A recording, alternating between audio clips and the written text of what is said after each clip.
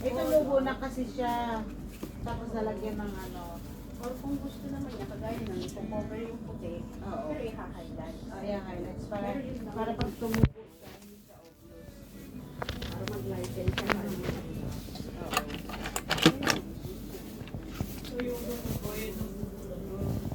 ha? Google? Doble.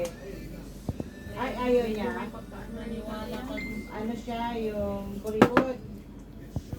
Ay, mas daw ako ko. Anta pang YouTube ko dito. Inunahan ko. Kipot. Supply pa naman sila ng phone. Hindi, pero yung mga friend namin.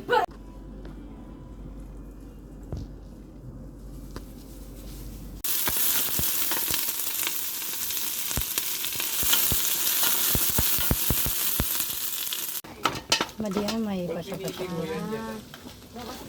Siguro naman parang dynamic something na ano. Pero pag yung, yung wallpaper mo, yung mo. Isa mo na yung ulo ng ano, hipon para lumabas yung lasa.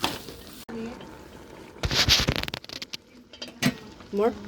Kaso kasi ano, sabi namin kanina kasi may packet kami na yung packet kasi dito niya.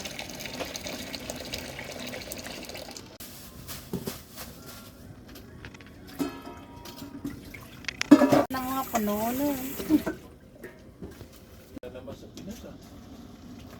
Ayan.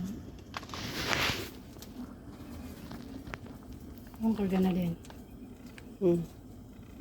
Sige lang. Sige. Ano yung sigatan? Ha? Ano, basta na. Na pagluto na lahat ng sahog, yan, ang lagay mo na yung crabs at saka hipon. Madaling maluto ang mga ito. Pagkatapos maluto ito, ang pinakahuling lagay is yung gulay. Saka yan, pang paasim. Lemon, ay hindi, ano ba yun? Lime. Lime. Yan.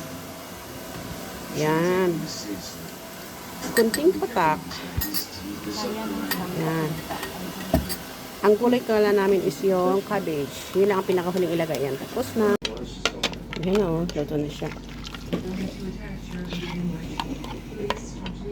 Tinanggal ko na yung hipon para hindi ma-overcook.